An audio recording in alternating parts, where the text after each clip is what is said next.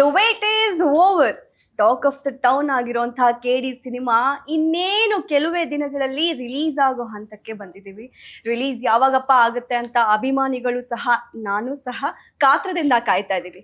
S, ಪಾತ್ರಧಾರಿ ಅಂತ ಆದಂತಹ heroine ಅನ್ನ ಮಾತಾಡ್ಸಿದ್ವಿ, ನಮ್ಮ ಡೈರೆಕ್ಟರ್ನ ಮಾತಾಡ್ಸಿದ್ವಿ, ಈಗ ಸೂತ್ರಧಾರಿ ಅಂತ ಒಬ್ರು ಇರ್ಲೇಬೇಕಲ್ಲ, ಆಬ್ವಿಯಸ್ಲಿ ರೀ ಅವರನ್ನ ಕೇಳಲೇಬೇಕು. ಸಾಕಷ್ಟು ನಮ್ಮ ಇವು KD ಸಿನಿಮಾದ ಟ್ರೇಲರ್ ನೋಡಿದ ಮೇಲಂತೂ ನನಗೆ ಸಿಕ್ಕಾಪಟ್ಟೆ ಪ್ರಶ್ನೆಗಳು ಉದ್ಭವ ಆಗಿದಾವೆ. ಆಬ್ವಿಯಸ್ಲಿ ನಿಮ್ಗೂ ಕೂಡ ಹೌದು. ಆ ಎಲ್ಲದಕ್ಕೂ ಉತ್ತರ ಸ್ವತಃ ಸೂತ್ರಧಾರರೇ ಕೊಡಬೇಕು. So let's welcome Prem sir. Sir, welcome to the show. Thank you ಮಗನೇ, ಥ್ಯಾಂಕ್ ಯು ಕಳ್ಳ. ಸರ್, ನಿಮ್ಮ ಮುಖ ನೋಡ್ತಾ ಇದ್ರೇನೆ ಹೇಳ್ಬೋದು ಸಿಕ್ಕಾಪಟ್ಟೆ ಸ್ಟ್ರೆಸ್ ಆಗಿದ್ದೀರಿ ಅಂತ. ಇವಾಗಿನ ಸಿಚುವೇಶನ್ ಅಲ್ಲಿ ಹೇಗಿದ್ರ? ಮೊದಲನೇದಾಗಿ ಏನಿಲ್ಲ, first good, I am good. But ಸ್ವಲ್ಪ ನಿದ್ದೆ ಇಲ್ಲ, ಊಟ ಇರಲ್ಲ. ಊಟ ಇಲ್ಲ ಅಂತಂದರೆ ಅವಾಗೆಲ್ಲ ಕೆಲಸ ಮಾಡಬೇಕಾದ್ರೆ ನಾವು ಕೆಲಸ ಇಲ್ಲದೆ ಇದ್ದಾಗ ಊಟ ಕಲಿತಾ ಇದ್ವಿ. ಯಾರಾದರೂ ಊಟ ಕೊಡ್ಸಿದ್ರೆ ಸಾಕೊಂದು ಗಾಂಧಿಯಲ್ಲಿ ಇನ್ನೂ ಅಸ್ಟೇನೇಟರ್ ಆಗದೆ ಇದ್ದಾಗ ಆ ಚಾನ್ಸ್ಗೋಸ್ಕರ ಕಲಿಬೇಕಾದ್ರೆ. ಇವಾಗ ಎಲ್ಲ ಇದ್ದು ಊಟ ಮಾಡೋಕ್ಕೆ ಟೈಮ್ ಇರಲ್ಲ ಬಿಕಾಸ್ ಆಫ್ ಸಿನಿಮಾ ಜವಾಬ್ದಾರಿ. ಸಿನಿಮಾ ಫೈನಲ್ ಏನಾಗುತ್ತೆ, ಸೊ ಒಟ್ಟಾರೆ ಲಾಸ್ಟ್ ಯಾವಾಗ ಬಂದು ವಿಸಿಲ್ ಹೊಡೆದು ಅವನು ಖುಷಿಯಿಂದ ಕೂಗಾಡಿ ಚೀರಾಡೋಗ್ತಾನೆ, ಆವಾಗ ಹೊಟ್ಟೆ ತುಂಬುತ್ತೆ ನಮಗೆ. ಸೊ ಅಲ್ಲಿವರೆಗೂ ಸ್ವಲ್ಪ ಮೈಂಡ್ ಹಿಂಗೆ ಇರುತ್ತೆ. ಸರ್, ಸ್ಯಾಂಡಲ್ವುಡ್ಗೆನೆ ಪ್ರೇಮ್ ಅಂತಂದ್ರೆ ಒಂದು ಕೊಡುಗೆ ಅಂತಾನೆ ಹೇಳ್ಬೋದು. ಯಾಕೆಂದ್ರೆ ಬ್ಲಾಕ್ ಬಸ್ಟರ್ ಮೂವೀಸ್ಗಳನ್ನ ಕೊಡುಗೆಯಾಗಿ ಸ್ಯಾಂಡಲ್ವುಡ್ಗೆ ಕೊಟ್ಟಂಥವ್ರು ನೀವು. ಮೇನ್ ಆಗಿ ಇವಾಗ ಮೊದಲನೇದಾಗಿ ಪ್ರಶ್ನೆ ಏನು ಅಂತಂದ್ರೆ, ಜೋಗಿ ಆಗಿರ್ಬೋದು, ಕರಿಯ ಆಗಿರ್ಬೋದು, ನೀವೇನ್ರಪ್ಪ ಪ್ರೀತಿ ಗೀತಿ ಅಂತ ಏನ್ ಗೆಲ್ತೀರಾ, ನಾನು ಮಚ್ಕೊಟ್ಟು ಗೆದ್ದು ತೋರಿಸ್ತೀನಿ, ನಮ್ಮ ಅಭಿಮಾನಿಗಳ ಮನಸ್ಸಲ್ಲಿ ನಾನು ನೆಲೆ ಉಡ್ತೀನಿ ಅಂತ ಹೇಳಿ ಗೆದ್ದಂತವ್ರು ನೀವು. ಈ ಕರಿಯ ಆಗಿರ್ಬೋದು, ಜೋಗಿ ಆಗಿರ್ಬೋದು, ಅಂಡರ್ ವರ್ಲ್ಡ್ ಕಾನ್ಸೆಪ್ಟ್ ಜೊತೆ ಬಂದಿದ್ದು ತಾಯಿ ಮಗನ ಪ್ರೀತಿಯ ಸಂಕೇತ ಪ್ರೇಮ್ ಸರ್ ಅಂತ ಅಂದ್ರೂ ತಪ್ಪಾಗ್ಲಾರ್ದು. ಎಸ್, ಅದನ್ನೆಲ್ಲ ತೋರ್ಸ್ಕೊಟ್ಟ ನಂತರ ಕರಿಯ ಆಗಿರ್ಬೋದು, ಜೋಗಿ ಆಗಿರ್ಬೋದು, ಅಂಡರ್ ವರ್ಲ್ಡ್ ಕಾನ್ಸೆಪ್ಟ್ ಜೊತೆ ಬಂದಿದ್ದು. ಅದಾದ್ಮೇಲೆ ಈ ಮೂವಿನ ನೋಡಿದಾಗ ಟೈಟಲ್ ಅಲ್ಲೇ ನನಗೆಲ್ಲೋ ಹೊಳಿತಾ ಇದೆ ಸರ್, ಎಲ್ಲೋ ಕನೆಕ್ಷನ್ ಇದೆ ಅಂತ. KD ಅಂತ ಟೈಟಲ್ ಇಡಬೇಕು ಅಂತ ಹಿಂಗ ಅನ್ಸ್ತು.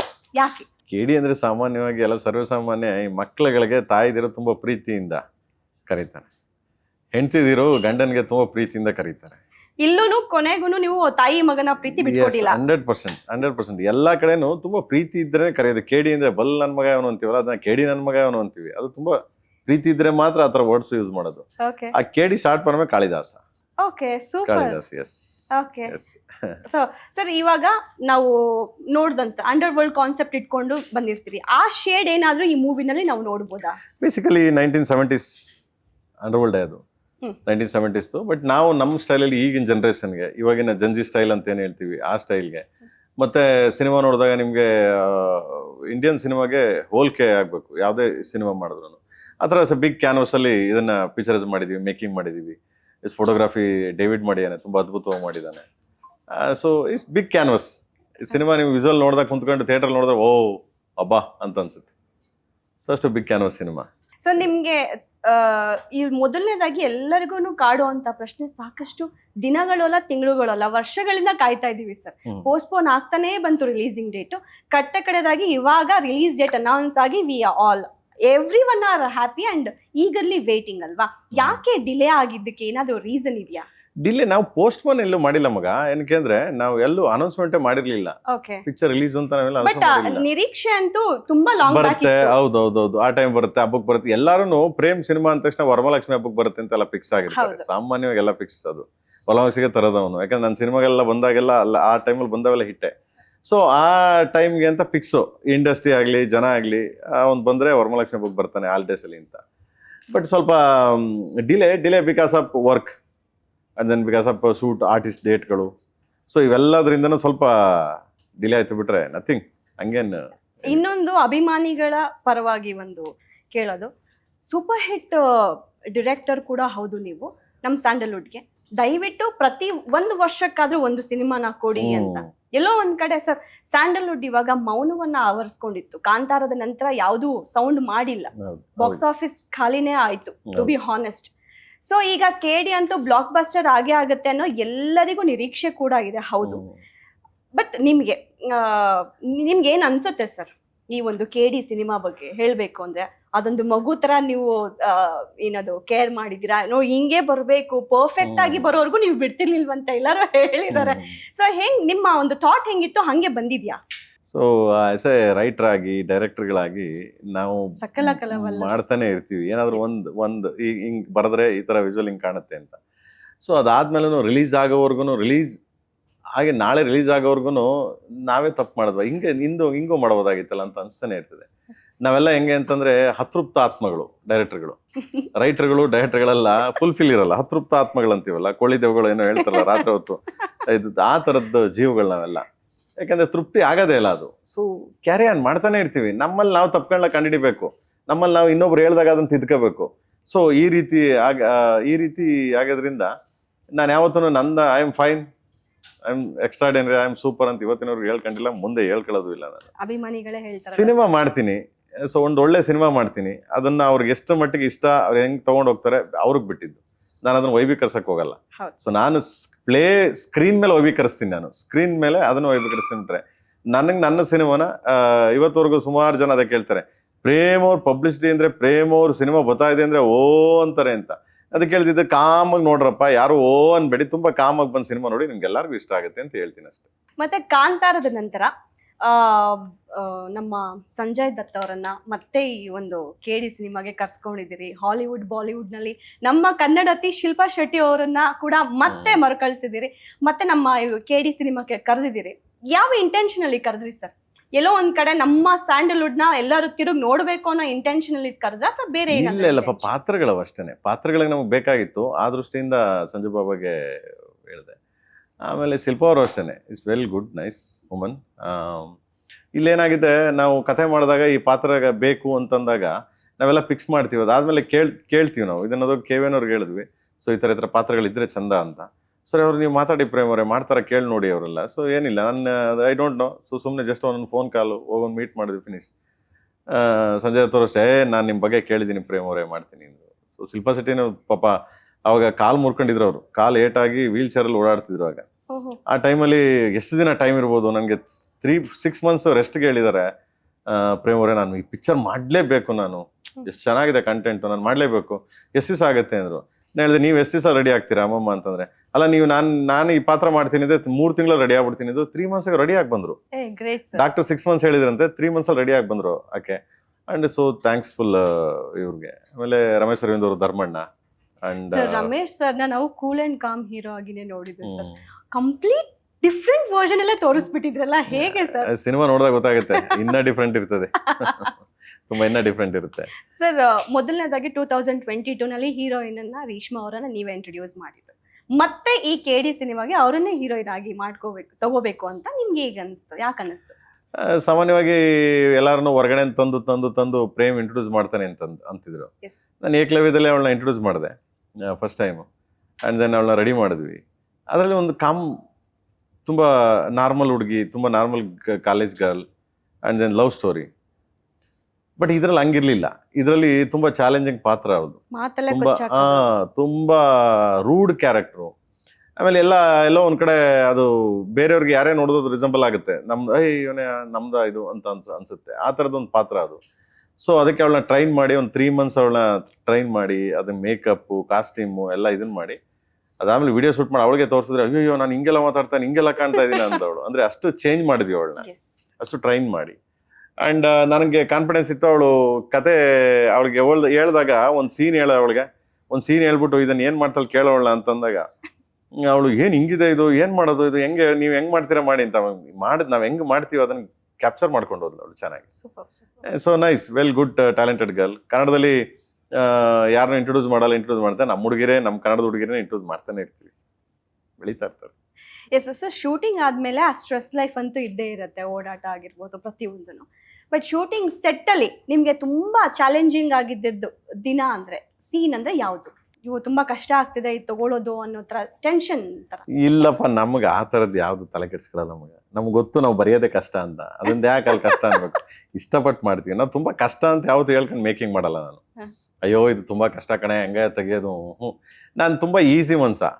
ಆಮೇಲೆ ನಾನು ಅದನ್ನ ತಗೊಂಡೋಗ್ಬಿಟ್ಟು ಸೀನ್ ಪೇಪರ್ ಕೈಯಲ್ಲಿ ಇಟ್ಕೊಂಡು ಶೂಟ್ ಮಾಡಿದ್ದೆ ಇಲ್ಲೇ ಇವತ್ತಿನವ್ರು. ನಾನು ಇವತ್ತಿನವರೆಗೂ ಕರಿಯ ಸಿನಿಮಾ ಇಲ್ಲಿವರೆಗೂ ಬರೆಯುವಾಗ್ಲೂ ಅಷ್ಟೇ ನಾನು ಬರೆಯಲ್ಲ ಅದನ್ನ, ಬರೆಯೋದು ಓನ್ಲಿ ಸಾಂಗ್ಸ್ನ ಬರಿತೀನಿ ನಾನು ಇದ್ರ ಮೇಲೆ ಬಿಟ್ರೆ ಹಾಳೆ ಮೇಲೆ. ಇನ್ನು ಮಿಕ್ಕಿದೆಲ್ಲ ನಮ್ಮ ಹುಡುಗರಿಗೆ ಹೇಳ್ತೀನಿ, ಆ ಹುಡುಗರು ಬರೀತಾರೆ. ನಮ್ಮ ಹುಡುಗರು ಏನಿತ್ತು ರೈಟರ್ಸ್ಗಳಿದ್ದಾರೆ, ಒಳ್ಳೊಳ್ಳೆ ರೈಟರ್ಸ್ಗಳಿದ್ದಾರೆ, ಅವ್ರಿಗೆ ಹೇಳ್ಬಿಡ್ತೀನಿ, ರೆಕಾರ್ಡ್ ಮಾಡ್ಕೊತಾರೆ ನಾನು ಹೇಳೋದನ್ನ, ಅದನ್ನ ಬರೀತಾರೆ, ಮತ್ತೆ ಹೇಳ್ತಾರೆ, ಬರೀತಾರೆ, ಹೇಳ್ತೇನೆ. ಅಲ್ಲಿ ನನ್ಗೆ ಹೇಳಾದ್ಮೇಲೆ ಅದು ಒಂದ್ಸರಿ ಓಕೆ ಆದ್ಮೇಲೆ ಇನ್ನು ಸಟ್ಕು ಹೋದಾಗ ನನಗೆ ಅದು ಪೇಪರು ಬೇಕಾಗಿಲ್ಲ, ಏನು ಬೇಕು, ಯಾಕೆಂದ್ರೆ ನಾನೇ ಹೇಳಿದ್ದು ನನ್ನ ಮೈಂಡಲ್ಲಿ ಇರುತ್ತೆ. ಆ ಡೈಲಾಗ್ ಎಲ್ಲಿ ಬರುತ್ತೆ ಅಂತ ಗೊತ್ತಿರ್ತದೆ, ಆ ಜಾಗ ಎಲ್ಲಿ ಅಂತ ಗೊತ್ತಿರ್ತದೆ, ಹೆಂಗ್ ತೆಗಿಬೇಕು ಅಂತ ಗೊತ್ತಿರ್ತದೆ. ಇಷ್ಟೇ ನಂದು. ಸುಮ್ನೆ ಹೇಳಿಲ್ಲ ಸರ್ ಸ್ಯಾಂಡಲ್ವುಡ್ಗೆ ಕೊಡುಗೆ ಅಂತ, ನಾನು ಸುಮ್ನೆ ಹೇಳಿಲ್ಲ. ಸೀರಿಯಸ್ ಆಗಿ ಸಂಜಯ್ ದತ್ ಅವ್ರನ್ನ ಕ್ಯಾಮ್ರಾ ಮುಂದೆ ನಿಲ್ಸೋಕು ಮುಂಚೆ ಏನಾದ್ರು ಸ್ಟ್ರಗಲ್ ಇತ್ತ ಅವ್ರಿಗೆ dialogue delivery? Why because dynamic dialogues ಇರುತ್ತೆ, ಇಮೋಷನಲ್ ಡೈಲಾಗ್ಸ್ ಇರುತ್ತೆ, ಹೇಗೆ ಕನ್ವೆ ಮಾಡ್ತಿದ್ರಿ ಸರ್? It's ultimate. ಪಾಪ ಅವರು ಯಾವಾಗ್ಲೂ ಕ್ಯಾಪ್ಚರ್ ಚೆನ್ನಾಗಿ ನಾವು ಹೇಳೋದನ್ನ ತುಂಬಾ ಇಮಿಡಿಯೇಟ್ ಕ್ಯಾಪ್ಚರ್ ಯಾಕಂದ್ರೆ ಈಸ್ ಲೆಜೆಂಡ್. ನಾವು ಏನ್ ಅವ್ರ ಬಗ್ಗೆ ಏನ್ ಹೇಳಿದೆ ಎಂತ ಇಲ್ಲಪ್ಪ, ನಾವೇನು ಇಲ್ಲ, ಅಯ್ಯೋ ನಾವೆಲ್ಲ 0 ನಾವ್ ಈ ಲೈಫಲ್ಲಿ ಏನೂ ಮಾಡಿಲ್ಲ.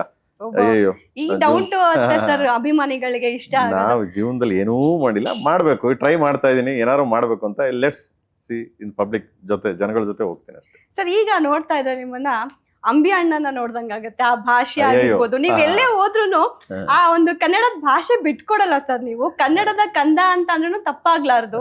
ಯಾಕೆ ನಿಮ್ಗೆ ಅಷ್ಟೊಂದು ಅಭಿಮಾನನ ನಿಮ್ ಭಾಷೆ? ಇಲ್ಲಪ್ಪ, ನಾನು ಬೇಸಿಕಲಿ ನಾನು ವಿಲೇಜ್ ಇಂದ ಮಂಡಿದವನು, ನಾನು ಅಲ್ಲಿಂದ ಬಂದವನು. ನಾನು ಹಂಗೆ ಇದ್ದೀನಿ. ನಾನು ಚಿಕ್ಕದ್ರಿಂದ ನಾನು ಹೆಂಗ್ ಬಂದೆ ಬೆಂಗಳೂರಿಗೆ, ಇವತ್ತು ಟಿಲ್ ಟುಡೇ ಹೆಂಗಿದ್ದೀನಿ, ನಾನು ಹಂಗೆ ಇದ್ದೀನಿ. ನಾನು ಬಟ್ಟೆ ಚೇಂಜ್ ಆಗಿರ್ಬೋದು, ಸ್ವಲ್ಪ ಜಾಸ್ತಿ ಒಂದು 20,000 25,000 ಹಿಂಗೆ ಬಟ್ಟೆಗಳು ಹಾಕಬಹುದು ಬಿಟ್ರೆ ನಥಿಂಗ್.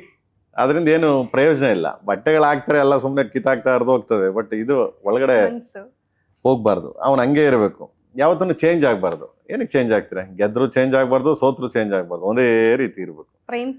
ನನ್ನ ಲೈಫೇ ಹಂಗೆ.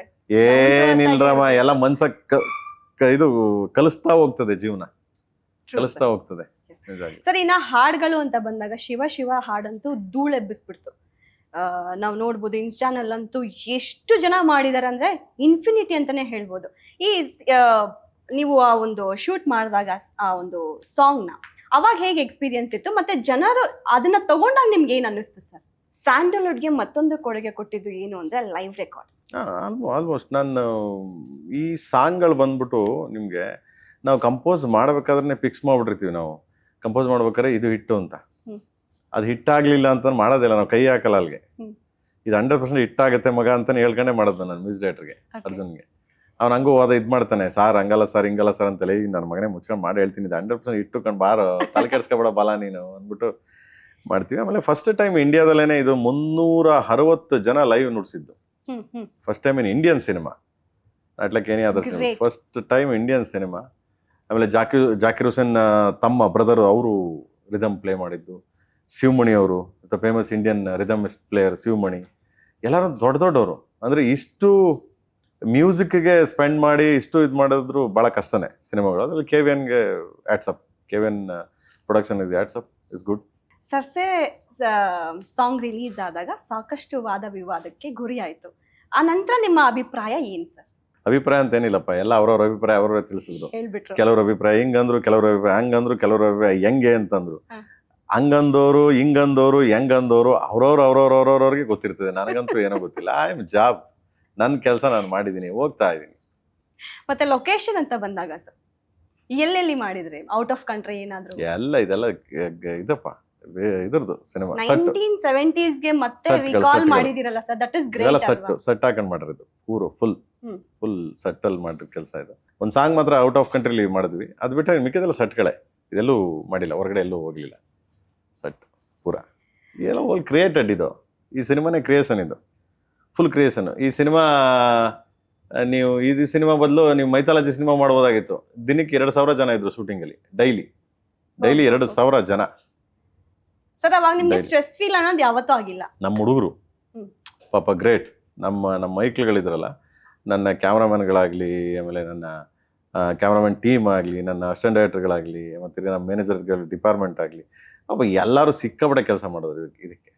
ನಾಟ್ ಲೈಕ್ ಏನು ನಂದೇನಿಲ್ಲ, ನಾನು ಸುಮ್ಮನೆ ಬಂದು ಹಿಂಗೆ ಕಣ್ಣಲ್ಲಿ ನೋಡ್ಬಿಟ್ಟು ಅಲ್ಲಿಂದ ಬಂದ್ರೋ, ಹಿಂಗೆ ಬಂದ್ರೋ, ಆ ಬಸ್ ಇಲ್ಲಿ ಕಳಿಸ್ರೋ, ಈ ಬಸ್ ಹಿಂಗೆ ಕಳಿಸ್ರೋ, ಇಲ್ಲಿ ಕಳಿಸ್ರೋ, ಅಂದ್ಬಿಟ್ಟು 2 ನಿಮಿಷ ಆಗ್ಬಿಟ್ಟು ಕಾಫಿ ಇಟ್ಕೊಂಡು ಕುಂತ್ಕೊಂಡ್ರೆ ಎಲ್ಲ ರೆಡಿ ಮಾಡಿರೋರು ಅವ್ರು ಪಾಪ. ಸೊ ಈ ಏನೇ ಕೇಳಿ ಅಷ್ಟು ಚಂದ ಬಂದಿದ್ರೆ ಜನ, ಅಷ್ಟು ಚೆನ್ನಾಗಿ ಹೊಗಳಿದ್ರೆ, ಅಷ್ಟು ಹಿಟ್ ಆದ್ರೆ cinema only depend on only ನನ್ನ ಟೀಮ್. ಟೆಕ್ನಿಷಿಯನ್ ಟೀಮ್, ನಾಟ್ ನಂದಲ್ಲ, ಅದೆಲ್ಲ ನಮ್ಮ ಹುಡುಗರು.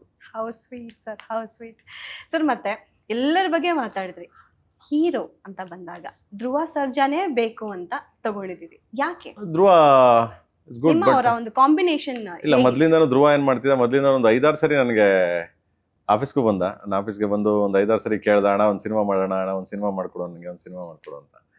ನಾನು ಯಾವಾಗಲೂ ಹೇಳ್ತಿದ್ದೆ ಅವನಿಗೆ, ಮಾಡೋಣ ಇರೋ ಮಗನೇ, ಕಥೆ ಇಲ್ಲ, ಬಟ್ ಯಾವಾಗ ನಾನು ಹೇಳ್ತೀನಿ ನನಗೆ ಒಳ್ಳೆ ಕಥೆ ಸಿಕ್ಕರೆ ನಾನು ಹೇಳ್ತೀನಿ, ಮಾಡ್ತೀನಿ ಇರಲ್ಲ ಅಂತ ಅಂದ್ಬಿಟ್ಟು ಇದು ಮಾಡಿದೆ.